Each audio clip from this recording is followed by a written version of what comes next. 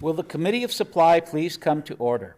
This section of the Committee of Supply will now resume consideration of the estimates for the Department of Environment and Climate. Questioning for this department will continue in a global manner. The floor is now open for questions. The Honourable Member for Fort Garry. Thank you, Mr. Chair. Just picking up from where we left off yesterday, Minister, we were talking about CO Silica Mine, and we were discussing David Filman, who is son of Gary Filman, who's obviously a prominent member of the PC party, who has a financial stake in CO Silica Mine. I'm wondering if the minister can advise that, given the reality that the community is going to be concerned about that connection, they're going to be concerned of undue influence on the minister and the party in making a decision. I'm wondering if the minister can outline what steps he is prepared to take to give confidence to the community that there will be no political interference at all in relation to your ultimate decision on this matter, and how the community can have confidence that this isn't going to be a situation where, because of these personal relationships and party affiliations, that a fair decision and neutral decision will be made.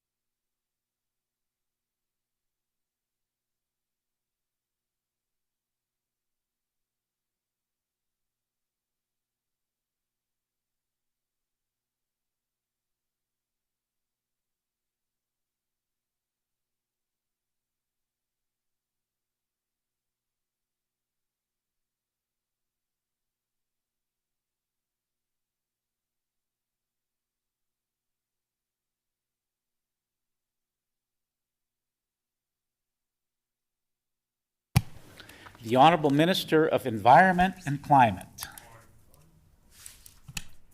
Thank you, Mr. Chair, and thank you to my colleague for the question. As all residents are aware, that taxpayers that watch these proceedings, this is to talk about how we're spending your tax dollars to ensure that our environment is protected, and we did discuss this topic, as my colleague alluded to, quite extensively yesterday, and the answer really hasn't changed, but I appreciate the fact that the tone seems to have changed from the member opposite, who agrees that there should be no political interference. That is something that I said continuous times yesterday. There is no political interference. This decision will be made based on facts and scientific evidence. It does not become and will not become a political decision.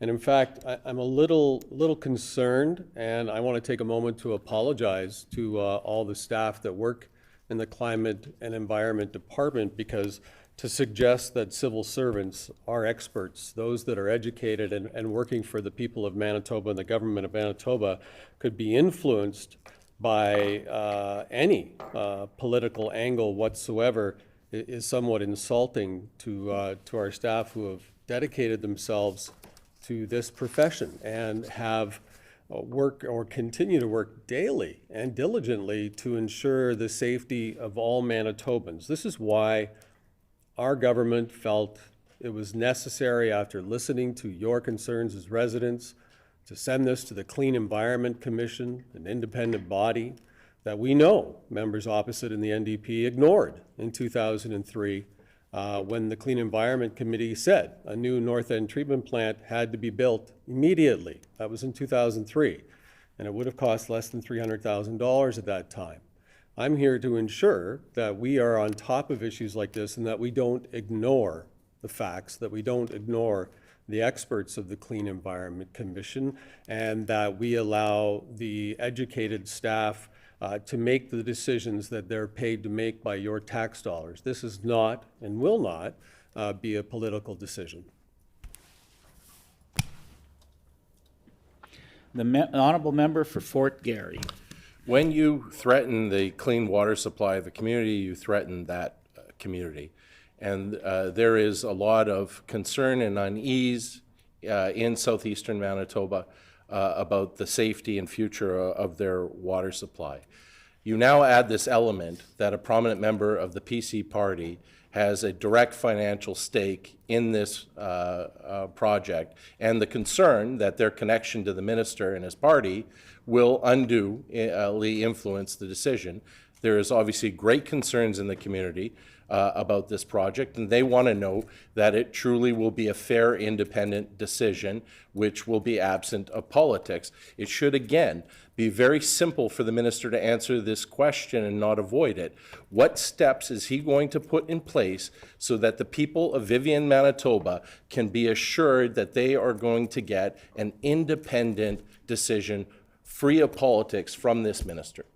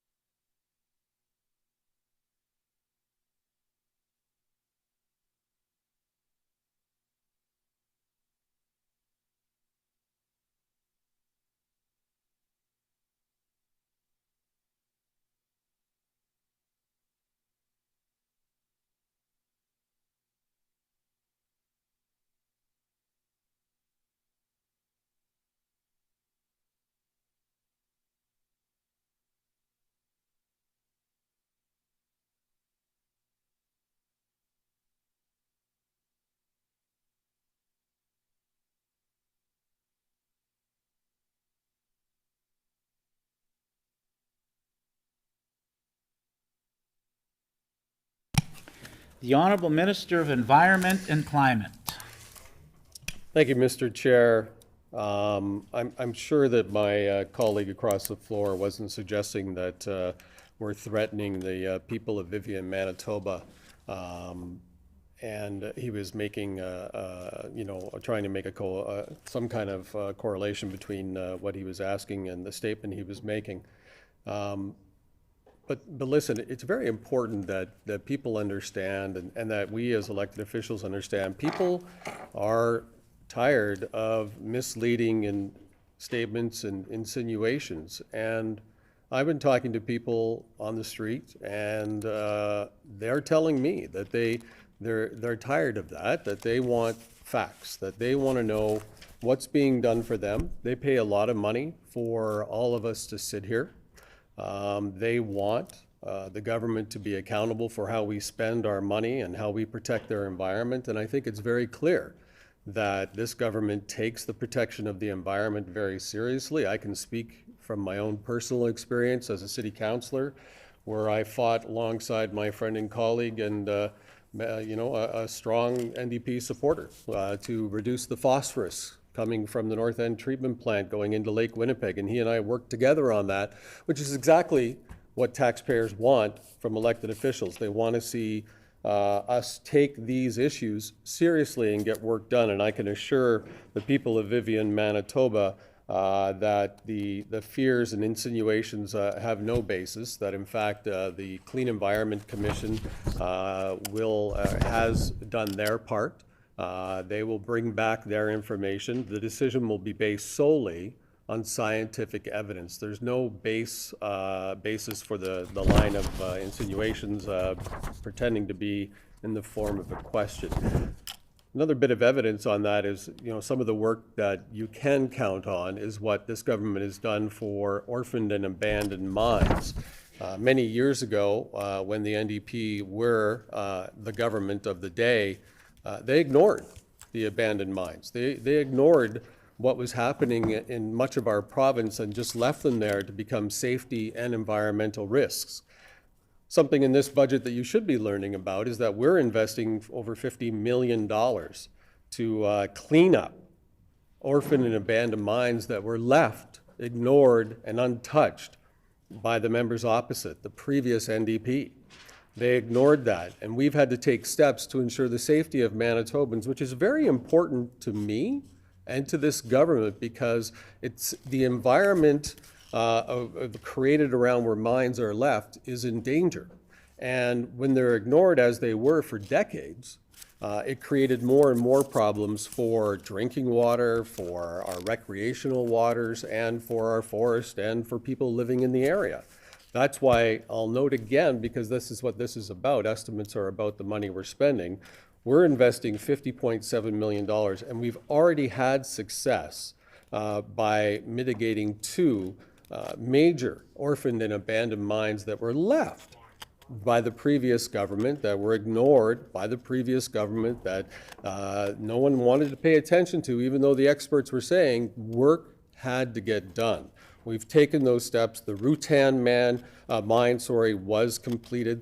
That was a big project. And that's something that's very important to all of us here in Manitoba. So I'm very proud of the work that our staff is doing, and I'm certainly going to ensure that our staff is respected and that we do not insinuate in any way, shape, or form that the experts that this government of Manitoba hires, that works for the government of Manitoba, that works for the taxpayers of Manitoba, are simply that will make decisions at the whim of a politician. This is their decision to make. This is the rule. It's a director's decision. It's not a politician's decision, and it won't be a politician's decision. We will continue to allow our staff, the experts, the civil servants that you pay, we will allow them to do the job that they are the best at doing in this province. The honourable member for Fort Garry. Trouble with what the minister just said is that he's the ultimate decision maker and is the one that's held accountable, not his staff. And it will be him announcing the decision, not the staff. And there's a real perception here that this decision could be influenced by political connections. And this government has a long history of rewarding their political friends at the expense of Manitobans and expense of Manitoba taxpayers. So it's certainly within the character of this government. So it's hard for Manitobans to trust this government when they won't even answer simple questions that they will create some guardrails to prevent any sort of political interference for a decision as critical as the safety of people's drinking water. But I'll ask the minister this. If this CO Silica mine project goes ahead, is there a plan to protect the local community's aquifer and source of drinking water?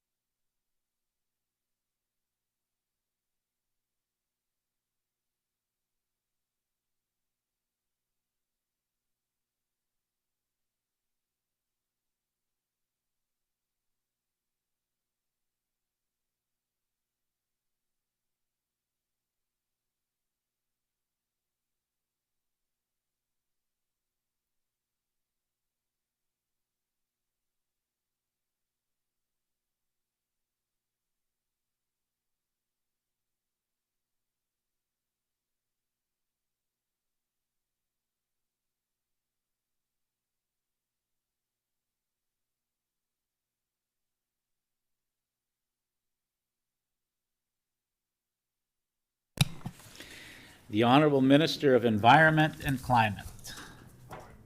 Thank you, Mr. Chair.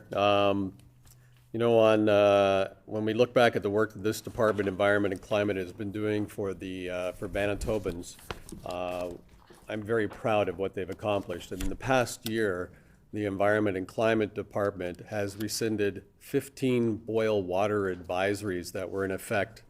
And that's quite a significant accomplishment. They were in effect for longer than 1 year, including 10 long-term boil water advisories that were in effect for much, much longer. Our government, our staff took action because we consider every drop of water in this province to count. Our staff are dedicated to the safety of Manitobans, and that will not change. Our staff are experts in the field, and they will be involved in all decisions that are made. In fact, I think this is evident when on November 8th, this government released Manitoba's water strategy. This strategy aims to meet the diverse water needs of Manitobans and provides high-level strategic direction and guidance on water management.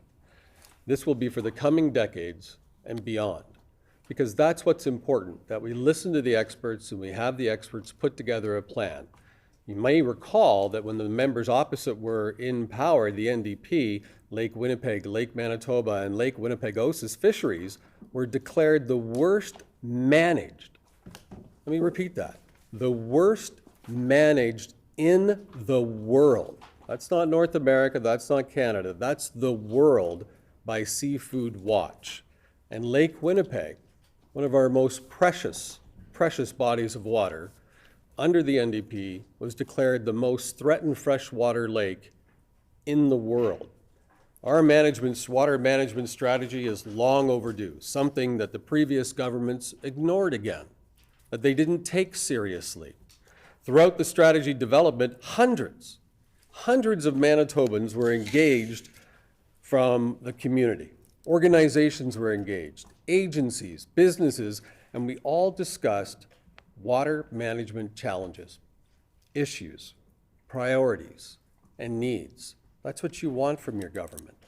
The launch of the water management strategy is only the beginning of the work to build Manitoba's water future. It's not an end, it's a beginning. Manitoba is developing its initial water action plan, which I'm very excited about, which will define specific projects, programs, and initiatives that will transform the strategy's framework into concrete actions that residents will see, that residents can get updates on, that they can be assured of safety with. And our action plan looks to be released here within the next month. So I am very proud of what our government is doing, but more proud of the civil servants who work in environment, climate, and strategy, or in environment, climate, because of the strategy. And if you dig deeper into the strategy, you'll find that we're supporting resilience in the face of climate change, something that the Auditor General in a Winnipeg Sun article said the NDP failed to do, that they in fact ignored it and failed miserably. We are working on reconciliation through advancing Indigenous inclusion in water management. We're meeting the growing economic and community needs for water, including priority infrastructure needs. We're maintaining and enhancing competitiveness of our economy while protecting your safety. We're continuing to adopt innovative solutions led by experts and scientists. And we're building on existing and facilitating new collaborations and long-lasting partnerships between governments, industry, and water stakeholders. And you know, as most people in the city do, about the task force that we announced with my former colleague and friend, Brian Mays, to address phosphorus and other pollutants that come from the North End treatment plant that should have been changed years and years ago, but was ignored by members opposite when they had the power. The honourable member for Fort Garry. Just would caution the minister that the people of southeastern Manitoba are watching this, and they're looking for answers, and they're looking for responses. And what they've learned this afternoon is that this minister has a friend named Brian Mays. What they didn't learn is that this government has no plan to protect their water if something goes wrong. So I take it from the minister's non-responsive answer and evasion that there is no plan to protect the water from this development.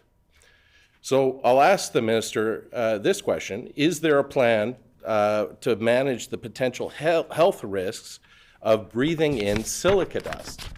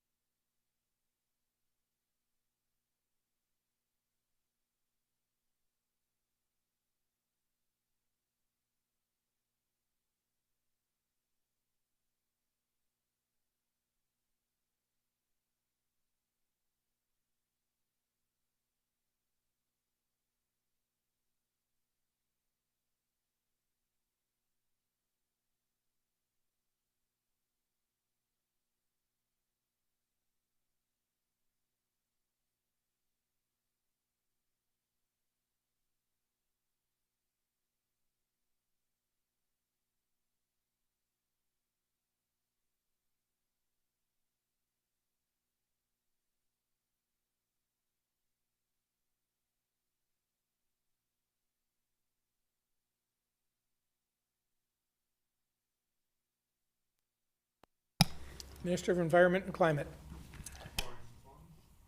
Thank you, Mr. Chair. Once again, it's disappointing and disrespectful to the people of Vivian, Manitoba to be fear-mongered upon and to hear comments, degrading comments about friends that I have and that I'm working with. I realize the members opposite did not get along when the NDP held government for such a long time. And I remember being a part of the media when many of their cabinet ministers quit because they couldn't get along. And I think what's important here is what the facts are. And for the people of Vivian, Manitoba, the facts are really important. And it's obvious that the member opposite doesn't understand the legislature. And I would urge the member to take the time to review the legislation, review the policies that are in place, because they are very clear, very, very clear, that every single potential risk to public health or environment is considered in every environmental review process. It's important to note that simply trying to make this a political gesture or used for political spin is insulting to the people of Manitoba as well, because I believe the people of Manitoba are smarter. And the people of Manitoba know and respect the staff who have been with the Environment and Climate Department for decades, that have done the work to acquire the knowledge and the expertise to work in this field, to ensure the safety of Manitobans, and to suggest in any way, shape, or form otherwise that our staff would be politically engaged or directed is false and unnecessary. This is an important decision for the people of Vivian, Manitoba, and it will be treated as an important decision. It will be based, no license, not one license, no discussion will happen until a full review is done. And that includes Section 35 with our Indigenous leaders and communities. We know how important that is. And we know that in the past, members opposite of the NDP didn't engage with Indigenous communities. And it's very important as part of this process that we listen to all individuals, as the Clean Environment Commission did. Hundreds of people appeared not only opposed, but in support. And everything will be considered. All reports will be considered, not by a politician. And I'm the first one that will tell you, you don't want a politician making this decision. You want the experts making the decision based on evidence, based on scientific fact. We, on this side of the House, the PC government, believe in the experts. We believe in our civil servants, and we believe that the legislation and the policies in place protect Manitobans, and we will fight to ensure that Manitoba's safety is protected. And I want to say it again, because this is critical for anyone watching this, because this is what happens, right? I've seen it in the media for years and years and years. You get a political party that wants to try to put out some kind of a statement. They're looking for a clip. That's why I move my hands, so they can't edit the video sometimes. So every single potential risk to public health or the environment is considered in every environmental review process done by experts, educated individuals that have your safety top of mind. That process, we did an environmental review 1, and our experts said it has to go to the Clean Environment Commission. So we sent it to the Clean Environment Commission. And now, because of Section 35 consultations, which are the right thing, we're going to now consult with Indigenous leaders and Indigenous communities. I can assure you of one thing: the health and safety of not only the people in Vivian, Manitoba, but all over this province is a top priority of all of the civil servants that work in environment and climate, and of myself. The honourable member for Fort Garry. If an environmental license is granted for the CO Silica mine, is there any agreement for the company to remediate the mine site after it's abandoned?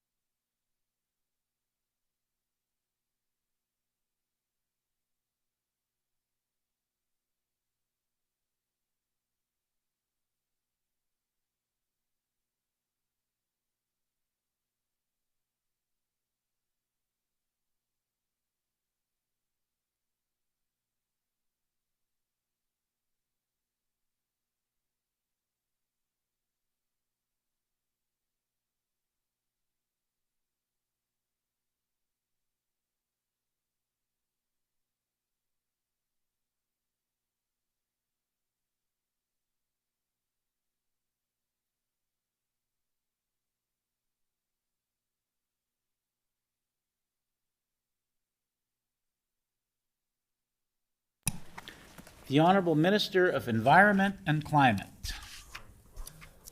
Thank you, Mr. Chair, and I just wanted to note that the member opposite seemed to have gotten angry when I said it was a good question, and I meant that. I thought it was a good question, and I don't think there's any reason to get angry or let tempers get the best of us during these meetings. This is for the benefit of all Manitobans, and especially this discussion. So the simple answer to the question is yes. In fact, it was because of our government that there are new rules and regulations in place. The reality is that, and I know the members opposite are laughing because they don't find this very serious, but mining companies are required to obtain Environment Act licenses that develop closure plans and provide financial securities, something that never happened before under the previous NDP government. And we've put those into place. And we talked earlier during these meetings about our orphaned and abandoned mines projects. That's cost taxpayers millions of dollars because that was ignored under the previous NDP government and the members opposite. So our government and the Department of Environment and Climate has taken action, tangible action, to ensure that there are plans in place and that there are financial securities in place in advance of any project starting. And this is for any mine. So we're not talking specifically about one mine. This is for any mine, and that wasn't there before. Our department holds all environmental licenses and those that hold them to the highest standards possible. It is their job to continuously hold these companies accountable, and they do their job very well. We are out there in the field on a regular basis ensuring that organizations within the province of Manitoba that may be polluting the environment, have a potential to, or have an environmental license, that they stay in accordance with their license. We do not allow any diversion from that. Our environment staff take this job and your safety very seriously. Unlike, I think, the members opposite who were laughing while I was trying to explain this. This is a serious, serious issue, and our department takes it serious. And that's why no licenses will be approved until all of the evidence is in and all the facts are in, and they can be verified through science. And it will be decided upon by experts and not politicians. The Honourable Member for Fort Garry. I'm glad to hear that there is some remediation plan. I'm wondering if the minister can tell us how much money has been deposited by CO Silica for this remediation, and where is it held and how is it held? Is it in trust? Is it in the government? So if he could give some details about that amount and the circumstances.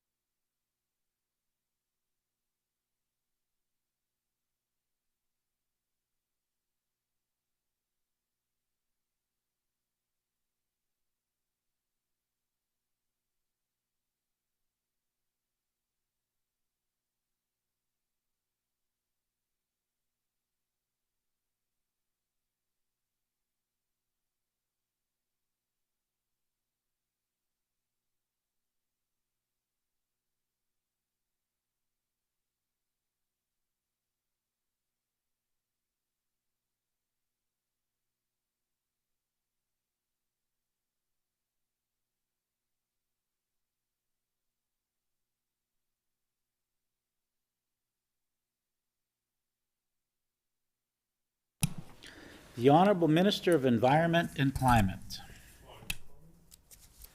Thank you, Mr. Chair. Thank the member for the question. It's a leading question for those watching at home because the member opposite knows very well that what he's asking is there a predetermined outcome? And we have stated on the record several times, and we will continue to give the facts. There is no predetermined outcome. This is in the application process where it needs to be. And this is in the hands of the experts, which is where Vivian residents want it to be, in the hands of experts. They don't want it to be used on political flyers. They don't want it to send fear among the community. They want facts, and they want experts making decisions on this. And I can assure the people of Vivian, Manitoba, the taxpayers, that we are taking the safety of their drinking water seriously. It's a number one priority for the staff and the experts and the educated individuals of the Climate and Environment Department. I understand during the discussions that we've had here that part of the plan for the members opposite and the NDP to protect the environment is to simply raise the carbon tax at the first opportunity they get. But I remind residents watching at home of the track record, because that's what's really important here, is the facts that are irrefutable. And facts that are irrefutable is a Winnipeg Sun article that said the NDP's climate change plan was a disaster. And I'll go on to remind residents that it went on to say the former government's climate change plan was fraudulent from the beginning, driven almost entirely by government spin and propaganda. It had no basis in science, and that's again what we're hearing here today. Members opposite believe it's a political decision. We, on the other hand, believe it's a science decision. The article went on to say that it contained no real planning and had no realistic mechanisms. So let's understand something here. The track record of the members opposite is clear. It's politically driven. It's tax driven. We're science driven. We're basing all decisions on an environmental review. And it's a process that is led by experts and well-educated individuals who work for the government of Manitoba. They work for the residents of Vivian, Manitoba. They work for all residents of Manitoba. And their number one priority is the safety of all residents of Manitoba. To suggest, even for a moment otherwise, is very, very disappointing, because our staff take their job seriously. And they know the importance of making a decision based on evidence and on scientific fact. They will not make this on a political promise, or they won't make it on potential flyer drops. They'll make it on facts. And that's what they're doing by listening to the CEC Commission, or the Clean Environment Commission, and now going into Section 35 consultations, where we'll listen to Indigenous leaders and we'll listen to Indigenous communities, something that the members opposite didn't do. And they actually didn't even listen to the science. They didn't even ask when it came to the Kiosk project. We will stick to the facts. We will stick to the science. And as everyone should know, so that they don't get, trapped in a spin, it is the decision of a director who is an environmental specialist on this. It's not a political decision. And again, to suggest otherwise is unnecessary. The Honourable Member for Fort Garry. It's certainly concerning that the minister is not aware of the act or his ultimate responsibility in it or his power in the act, that he is the ultimate decision maker for the CO Silica Mine project, and he's hiding behind provincial staff who can't defend themselves by doing so. Manitobans have a right to clean drinking water. And I was hoping that after the minister's shameful performance yesterday, he would reflect on it and come here and take the whole CO Silica mine situation seriously. He clearly hasn't. We're seeing concern from the communities. The people of Dawson Trails and Springfield Reshow want answers. If they had listened to the minister yesterday and today, they would have basically been served a buffet of evasion and non-responsive answers. But through that haze of gaslighting, we were able to discern some facts. And here are the facts that the minister likes so much. The minister will not commit to meeting with concerned residents. The minister will not disclose if a decision will be made prior to the election. The minister, despite knowledge that a prominent PC party member has a direct financial stake in this project, will not ensure that political interference will have any part of this decision.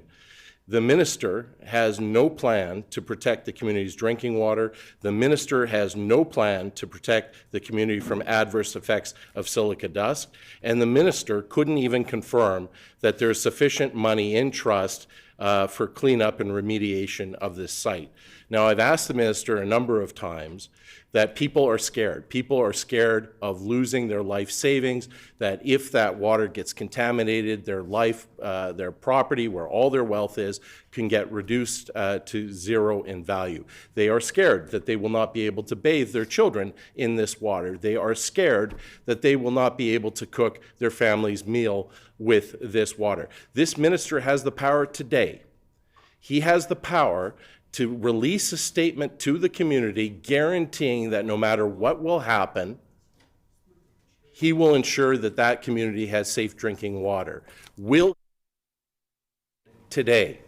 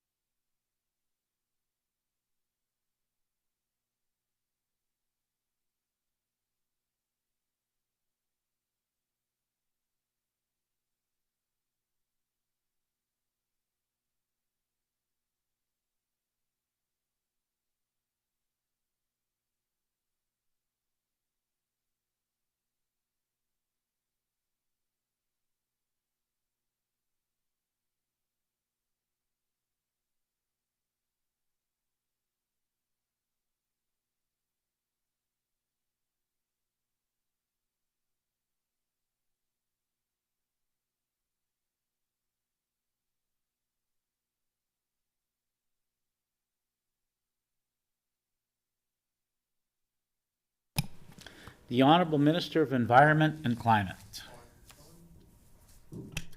Thank you, Mr. Chair. This gives me a really good opportunity to give some evidence to taxpayers in Manitoba on how this game is played. The member opposite trying to bully his way into having decisions and answers that he would like is not working. The member opposite made 6 claims, all of which were false and misleading. Insinuations, if anything, at best. However, I understand the member opposite, although trying to criticize me, is an attorney. And I know that his job is to create a shadow of doubt. So let me give you the facts, because that's what's most important here. And I'll show you both clips. The reality is this: the process isn't done. So it's premature to discuss these details. I do not want to guess what the Clean Environment Commission will say. I don't want to guess at what is in the report. And you don't pay elected officials to guess. You don't pay elected officials to play games with words and try to create a shadow of doubt, to try and pretend like there might be something there that kids won't be able to bathe. That's really unfortunate. Well, let's go to the biggest fact here. That the member opposite said that I was wrong, that I had the power to make the decision. Please note that I am reading from the legislation.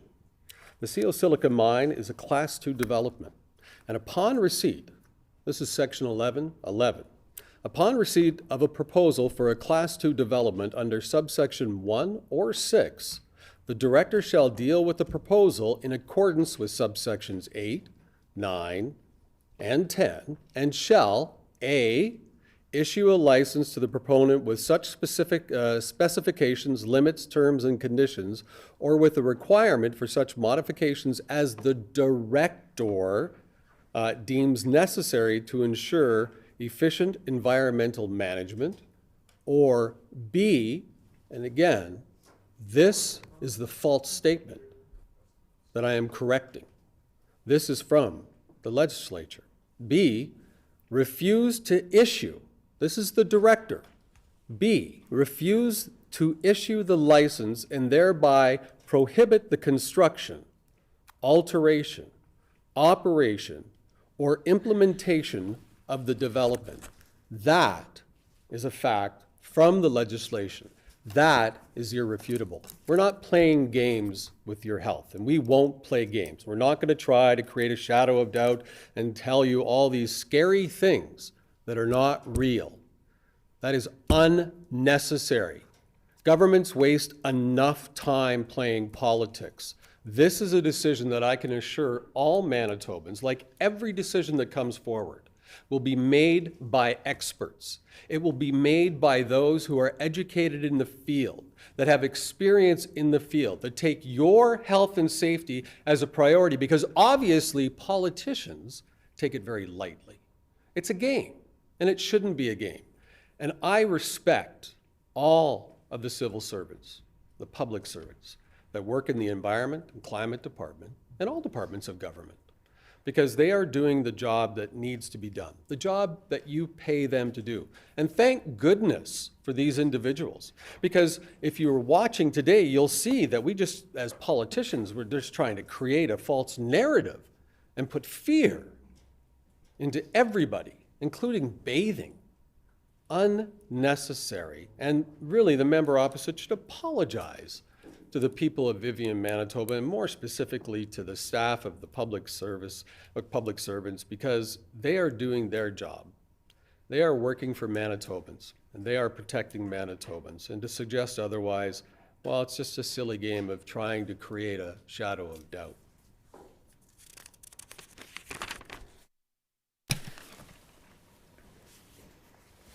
The honourable member for Fort Garry. The issue isn't whether the civil servants is doing their job. Everybody knows that they are. The issue is whether the minister is, and that's the open question. Again, the minister could settle the fears of this community in an instant by making a proper statement guaranteeing that southeastern Manitobans, no matter what decision is made, will have the right to clean drinking water. It is shocking at this point that whenever the minister is being asked to commit to that, he refuses to do so. And it now creates further concern in that community of why is this minister refusing to commit to safe drinking water in southeastern Manitoba? Why would he do that? But yet he does. He persists. So I will change track here, and I'll ask a question for the minister that perhaps he will answer. What is the current vacancy rate for the department?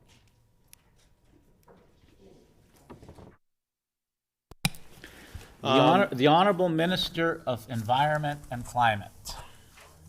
Well, thank you, Mr. Chair, and thank you for that brief little video clip from the member opposite trying to once again mislead Manitobans when we have read the legislation on the record. But why continue to play that game with them? So we're going to let that go. We don't like insinuations or false allegations.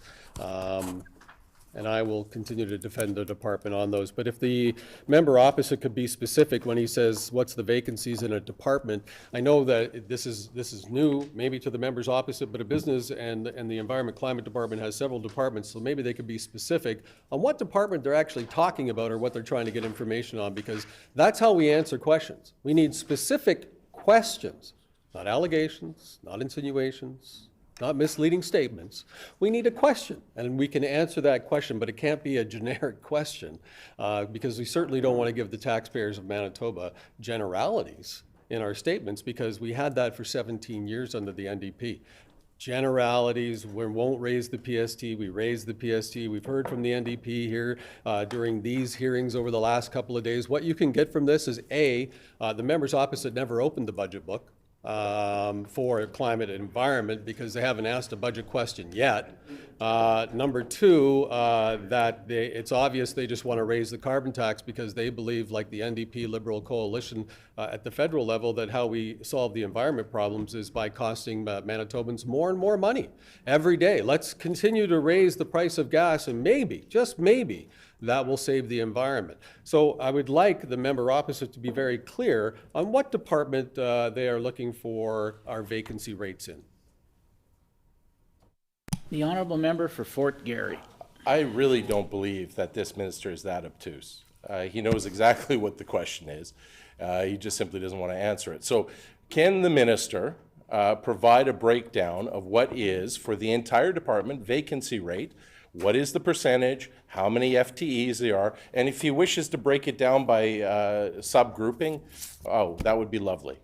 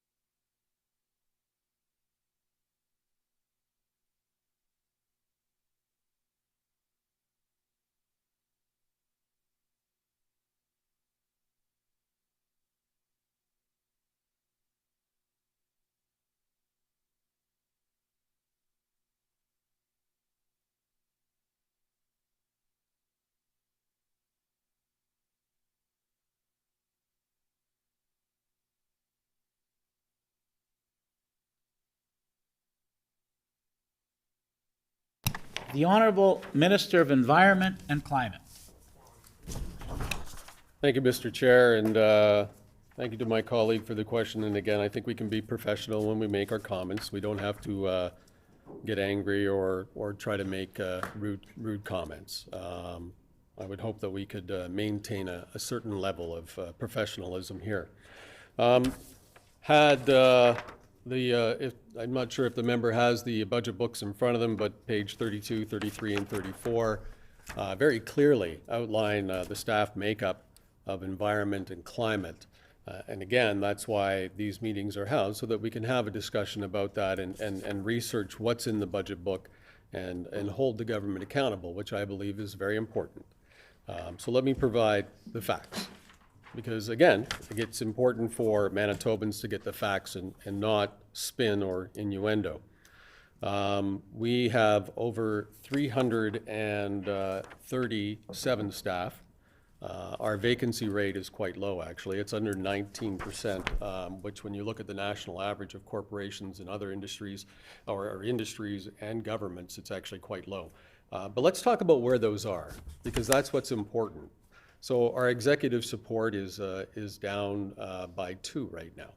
Our administrative and financial services are down by 16, but that's able to be covered by a whole of government approach. Our legislative policy and coordination is down by 2.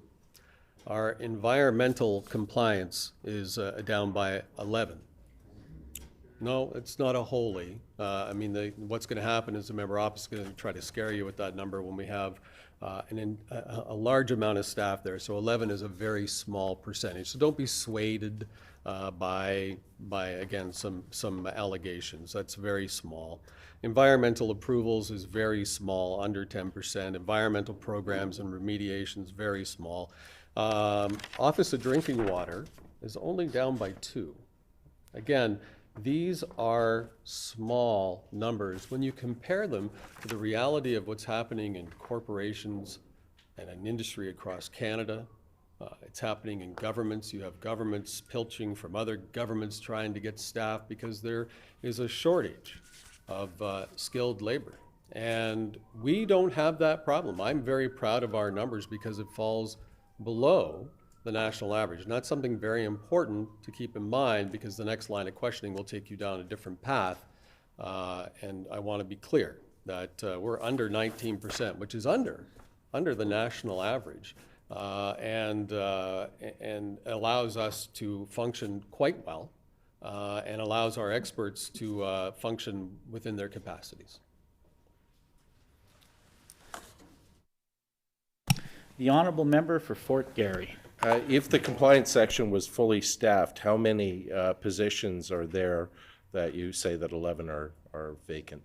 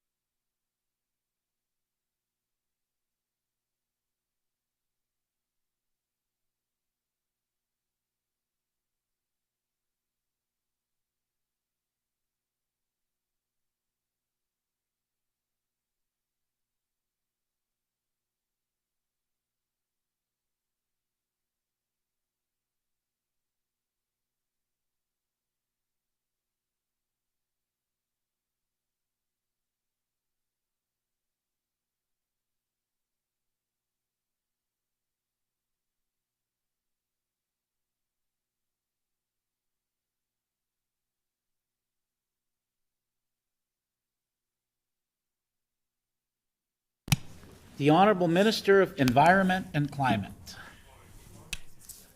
Thank you, Mr. Chair, and this question gives me an opportunity to give a shout out to our officers in Brandon. During the Royal Winter Fair, I had the real pleasure of spending some time with our officers that are keeping Manitobans safe. A lot of young, energetic individuals that take their job seriously. We talked about ways to improve how we get things done. We talked about some of their bigger challenges, the fun that they have, what was exciting to them, what isn't exciting. I got to learn a lot about the work that these individuals do.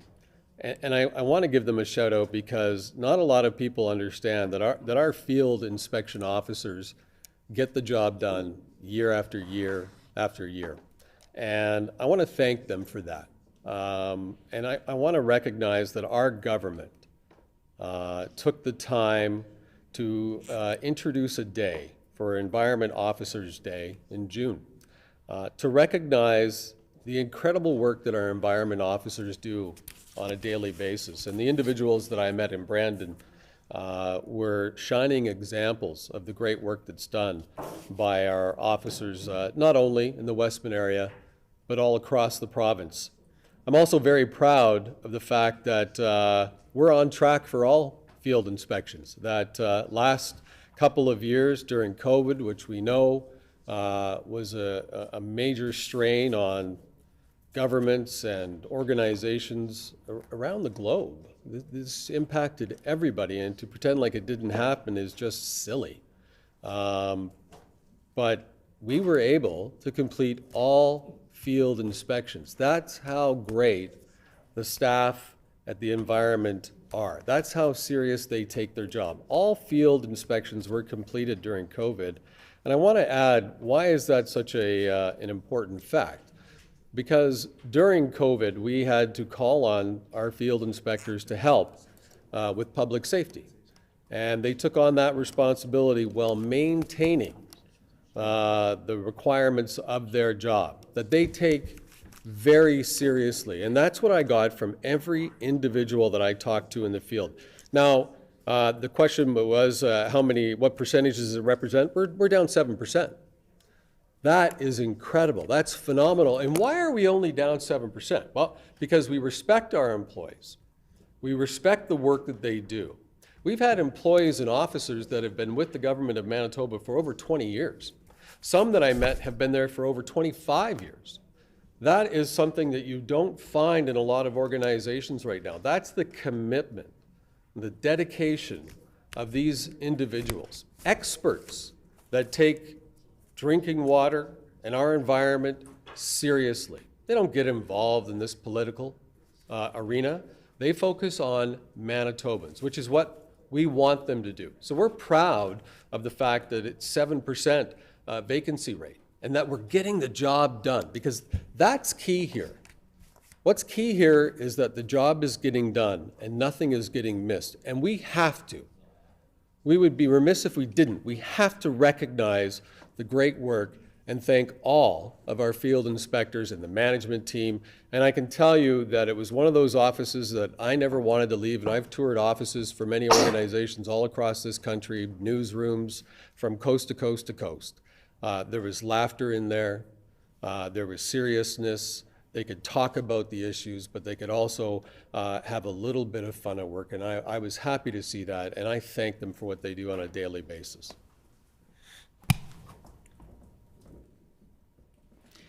The Honourable Member for Fort Garry. I wonder if the minister can tell us what areas, if any, he's looking at as designating as protected.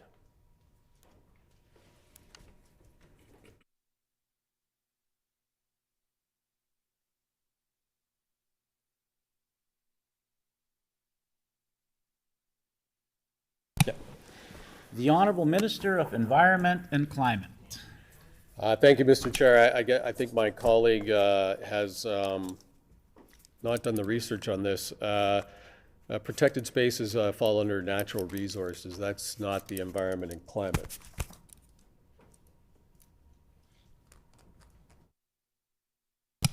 The honourable member for Fort Garry. Can the minister provide statistics on the number of Manitobans who took part in Efficiency Manitoba programs last year? And was there any sort of internal goals that were set?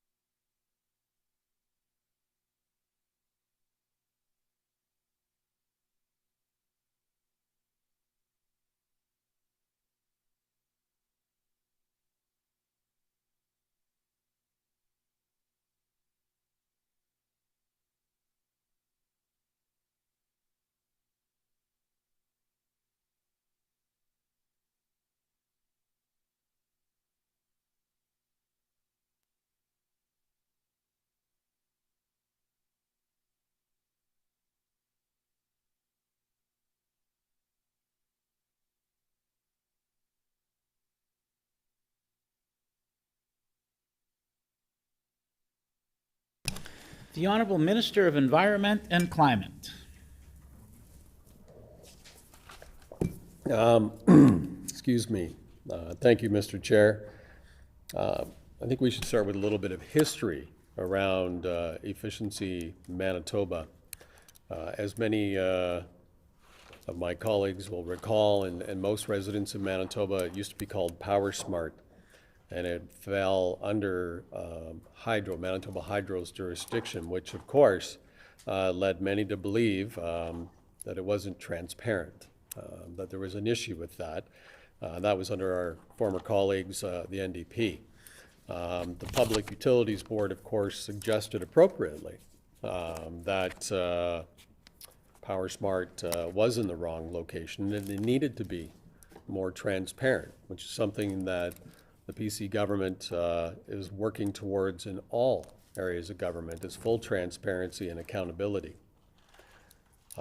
The Manitoba or Efficiency Manitoba program doesn't hone in on one specific element, and to ask for a number again is well, it's confusing to those that would be watching because it's trying to lead down a path. The Efficiencies Manitoba is part of a whole approach that we're taking to reduce greenhouse emissions as well. And I'll refer to a Winnipeg Sun article where the Auditor General, Norm Richard, confirmed the failures of the NDP in what he called, and I quote, a scathing review released. The report that was tabled in the legislative by the NDP proved to them that not only did the NDP fail with meeting any of their greenhouse targets that they promised to do, they knew they wouldn't achieve those goals almost, and I quote, almost immediately after it released its plan. This government, the PC government, is taking action.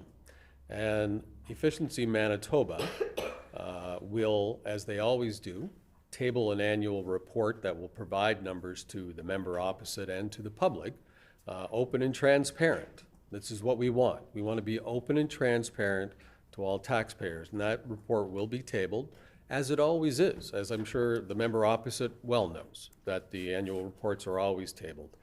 And in fact, some of the great things that we've managed to do to reduce greenhouse gases are at the top of my head, the coal plant that is now gone, that Manitoba Hydro had. The Selkirk natural gas facility, which was closed ahead of schedule, I might add. Our biofuels mandate, which I think is a leader in this country, that other provinces and territories and such are looking at to see how well we've done. Manitoba Efficiency also offers more than one program. Excuse me. And it's important for you to know that it's more than one program. They have programs that are for residential. They have programs that are for commercial. They have programs that are for industrial, programs for agriculture. They have programs for First Nations. They have programs for income qualified individuals.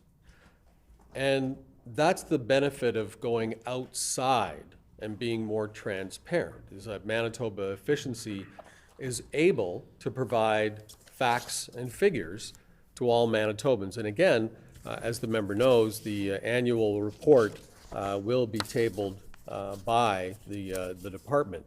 But let's just go over a couple of key issues. Manitoba, or Efficiency Manitoba, has grown to over 40 programs, 40 opportunities, and offers to help improve the energy efficiency of buildings and homes in Manitoba that will ensure that we achieve emission reductions. And that's something that the NDP promised to do, but as the Auditor General at the time, Norm Richards, confirmed, the failures were great.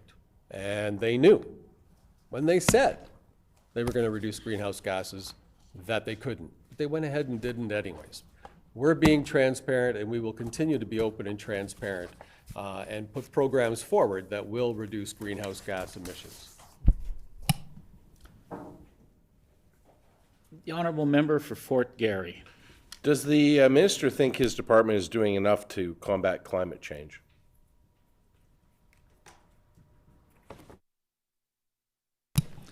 The Honorable Minister of Environment and Climate.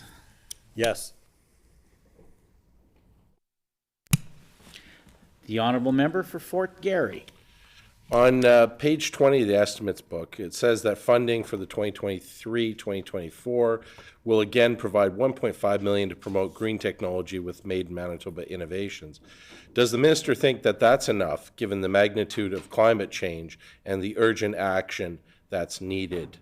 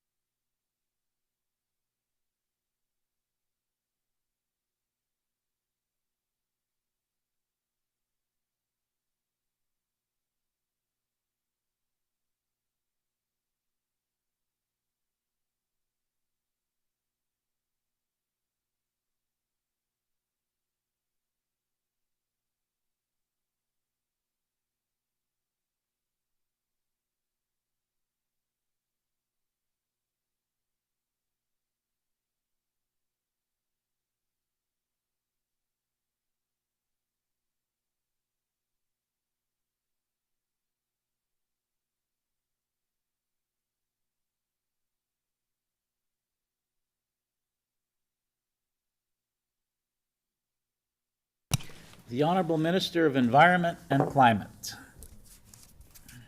Thank you very much, Mr. Chair, and yet again, another example of a misleading statement and trying to create a shadow of doubt for election pamphlets. Quite disappointing. The reality is, the question was about one project. And let me give you the facts on this that are irrefutable. And I would challenge the member opposite to correct me if I'm wrong.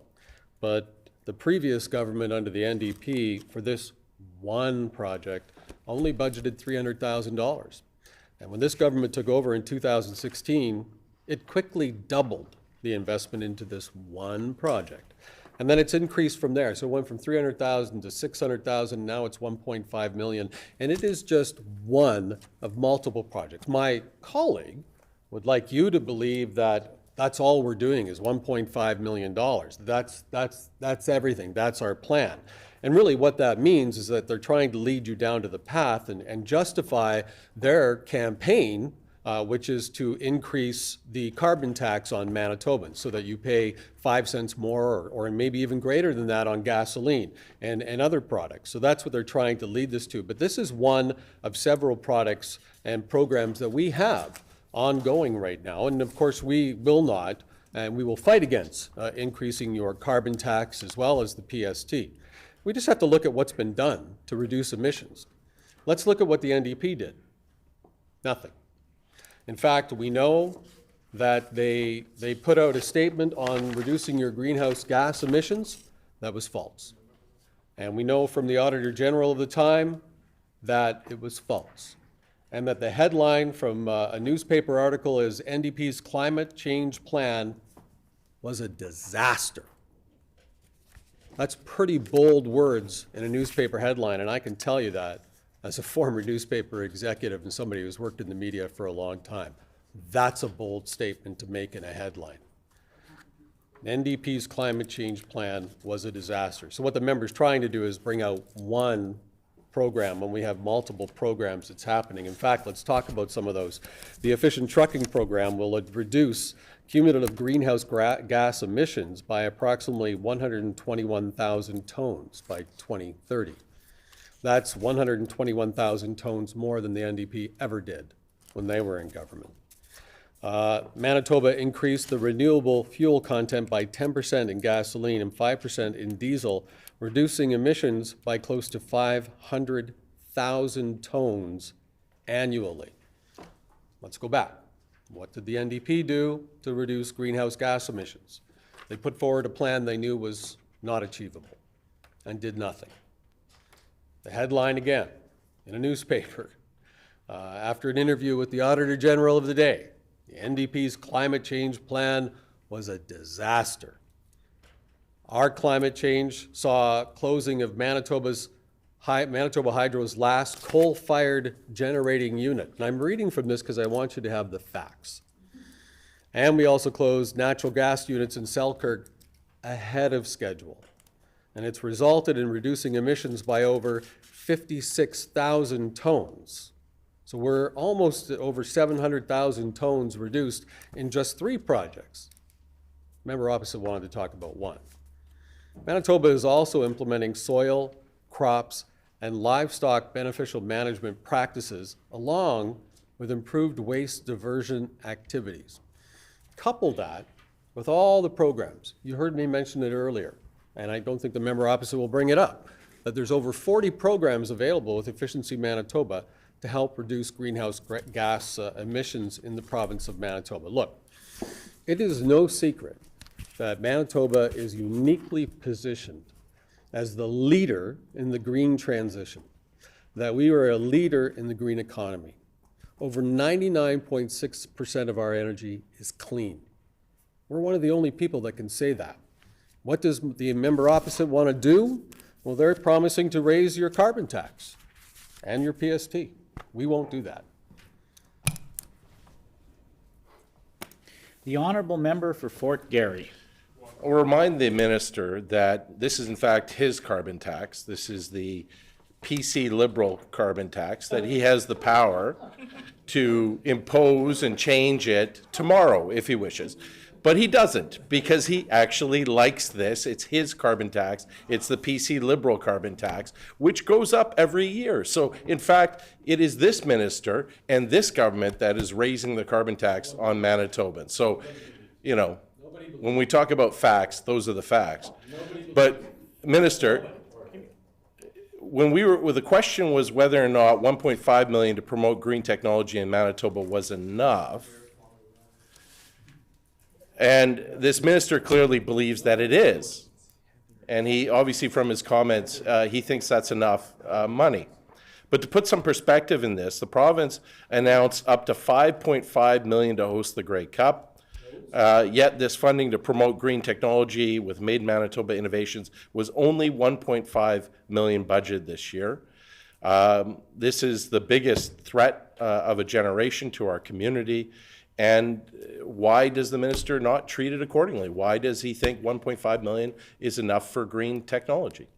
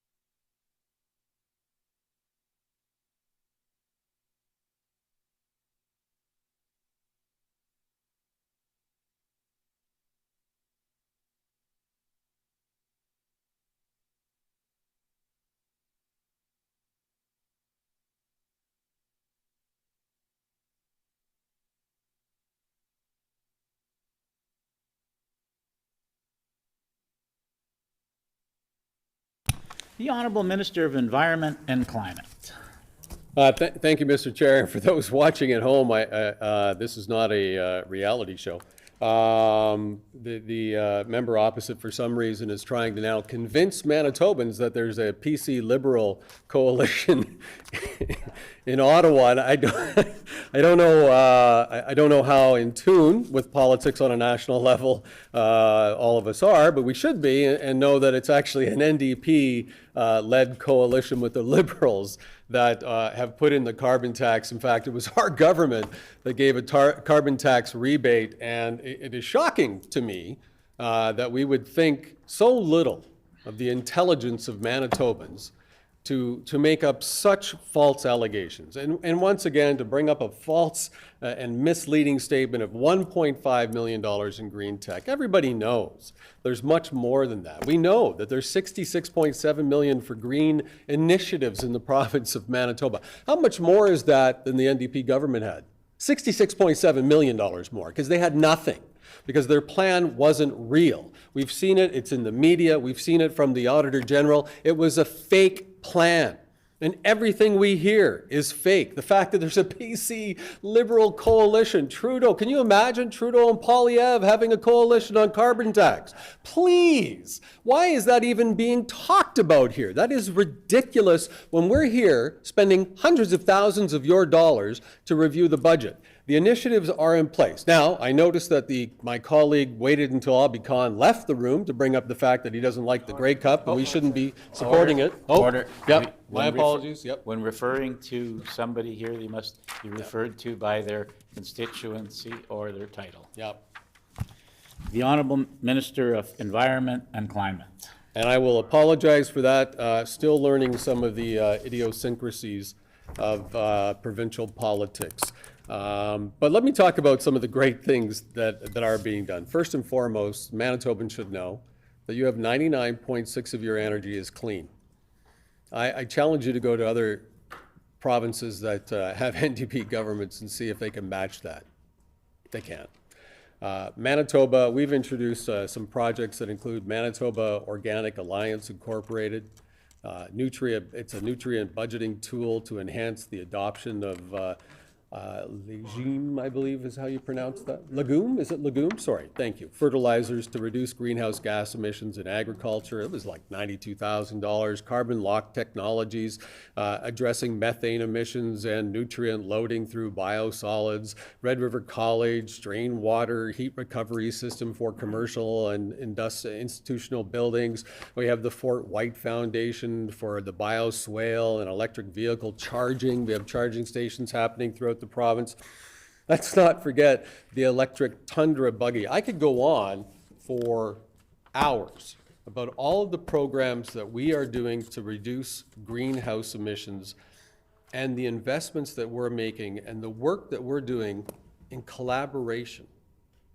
And that's the key here. Do you want elected officials that know how to collaborate and not just make stuff up and take a very authoritative approach? You want your government to collaborate with industry, because industry will lead the green economy. They are the largest emitters, and they need to find ways to reduce their emissions, and they will. And you want a government that's collaborating with them, not that's simply going to tack more and more and more tax on them. We've heard it here. We've heard that the NDP, like the NDP Liberal coalition, believes that a carbon tax is the way to fix the environment. And I don't think that anyone believes that. We need action. We need tangible action. And that action is like the action that we're taking, where the digital twinning of a flood-vulnerable First Nation community to provide visual communication and understanding of flood resilient strategies. That's a project that we did to help our environment through Red River College. Or the Winnipeg Repair Education and Cycling Hub, $150,000. There's so many more. This is what's important, the facts that are irrefutable, not creating the shadow of a doubt. The Honourable Member for Fort Garry. I wanted to get back to something bizarre that the minister just said. He said that the carbon tax wouldn't sort of assist with climate change. Yesterday, he said that he supported the Made in Manitoba climate change plan, which's central focus was a carbon tax, and that he supported the plan and carbon tax. So is he now saying that he doesn't support any carbon tax and he's repudiating the Made in Manitoba plan of his own government?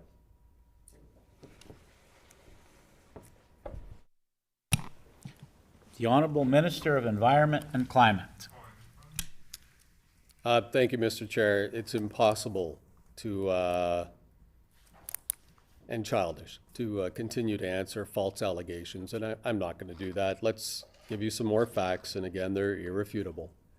It's actually quite disappointing. I thought it would be more professional at the provincial level than it was at City Hall. I was wrong. Our new Premier has been very clear that the NDP Liberal coalition should pause the carbon tax. And I don't think there's a Manitoban that will stop and say increasing our gas is what they want. Increasing the cost to you is what they want. At no time did we make the statements that the member is alleging. And again, that's allowed. That's allowed under parliamentary privilege. That's terrible. And that's a waste of your money. Let's talk about the facts. And the facts are, the member of Fort Garry has been clear. Provincial NDP, just like Jagmeet Singh, would raise the carbon tax. We are taking a collaborative approach. We are getting the job done. We announced that we are on track to meet the 1 megaton reduction in greenhouse gas when the NDP, the members opposite, put forward numbers they knew were wrong. Again, let me remind you of the media headline. The NDP's climate change plan. Give me a second. I want to make sure that I get it right because facts matter to some, not to everybody. They matter to me. NDP's climate change plan was a disaster. Not, it was okay. Not, it was bad. A disaster. And I'll quote from that article because this is factual. The former government's climate change plan was fraudulent from the very beginning, driven almost entirely by government spin and propaganda. That is what we're hearing today. More government spin from the opposition, more propaganda from the opposition, all designed to come out with this grandiose plan of increasing a carbon tax that is hurting everyday Manitobans, but not those that have 1 or 2 or 3 jobs. This is important to us, and it's important to Manitobans, and we will fight to protect the environment of Manitoba and to keep Manitoba affordable. The Honourable Member for Fort Garry. So the Minister of the Environment for the province of Manitoba has said that a carbon tax will not reduce climate change emissions, and he said that he wants it paused in Manitoba. So I'm wondering how he can explain how is the province going to meet its greenhouse gas emission reduction targets without any carbon tax that he clearly thinks doesn't work.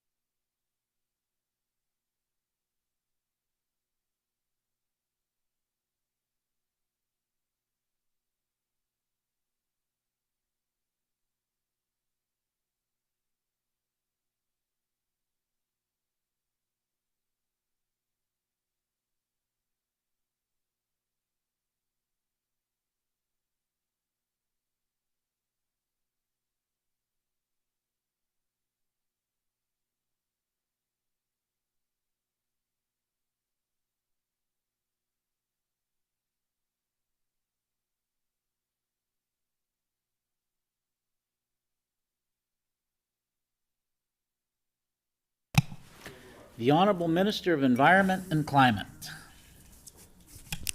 Thank you very much, Mr. Chair, and thanks my colleague for the question of what we're doing, because we are doing a lot. And I'll remind my colleague of the Auditor General's report, Norm Richard, who said the former government's climate change plan was fraudulent, and it was fraudulent from the very beginning, driven almost by government spin and propaganda, so nothing has changed. The old NDP is the new NDP.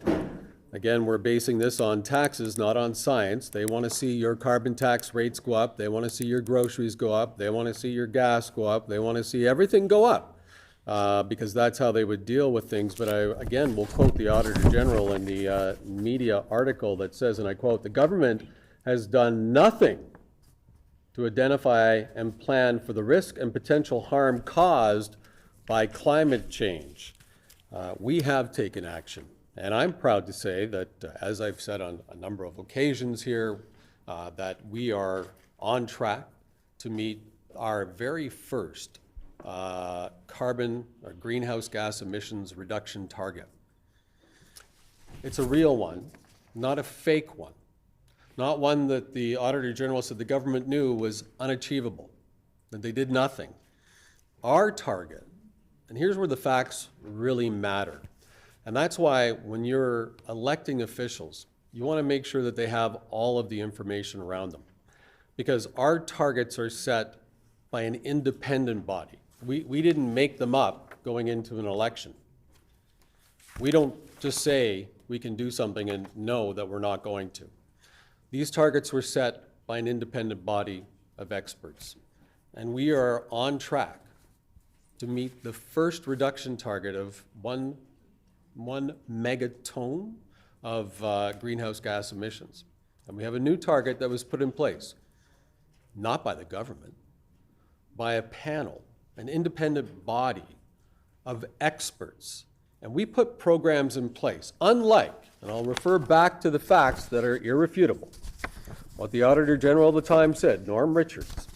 The government showed the government not only failed to meet its greenhouse targets, this is the Auditor General talking about the members opposite, the NDP, and I quote, "It knew it wouldn't achieve its goals almost immediately after it released its plan."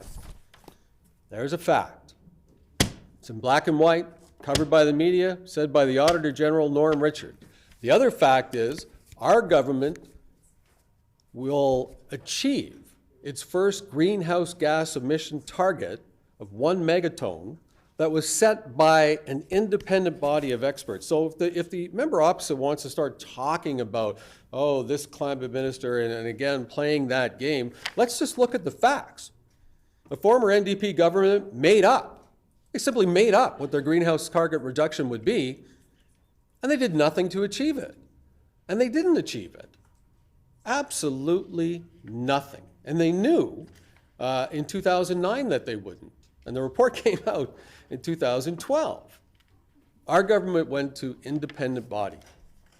We went to experts, not politicians, not people trying to play the spin and propaganda game. We went to experts, and we asked them to set the target. And we are on track to surpass that target. And we are now in our next 5-year plan, because it has to be done in 5-year increments. That's what science says. That's what the facts say. 5-year increments. The facts don't say that you just set it by yourself, that you just make an election promise to do something and not do it. And that's what clearly this former government has done. Their plan, pardon me, their plan on climate change was, and I quote, "fraudulent from the very beginning, driven almost entirely by government spin and propaganda." The questions that you've heard over the last 2 days, I would suggest are government or wannabe government spin and propaganda.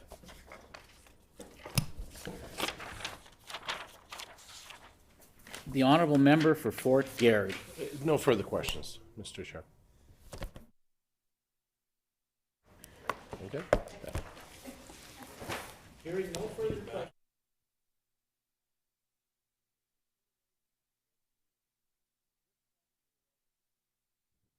of my qualifications.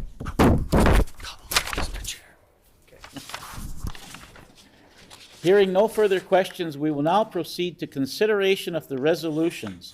At this point, we will allow virtual members to unmute their mics so they can respond to the questions. There are none, my understanding is.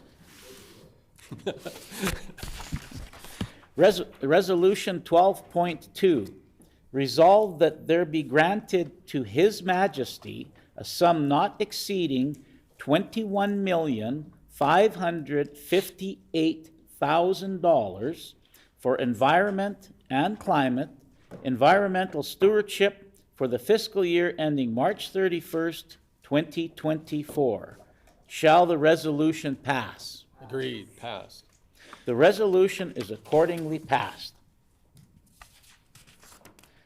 Resolution 12.3, resolve that there be granted to His Majesty a sum not exceeding $3,457,000 for environment and climate, climate and green plan implementation office for the fiscal year ending March 31st, 2024. Shall the resolution pass? Passed. The resolution is accordingly passed.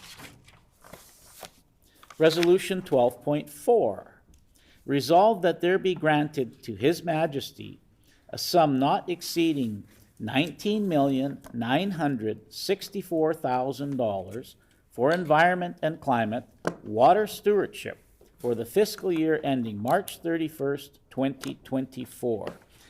Shall the resolution pass? The resolution is accordingly passed. Next page.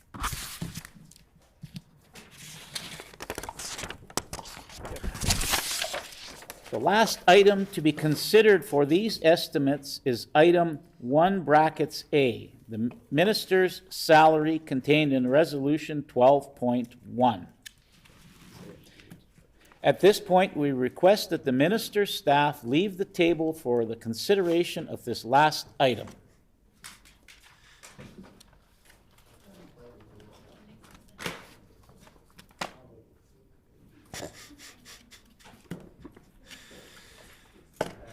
It's all part of the game.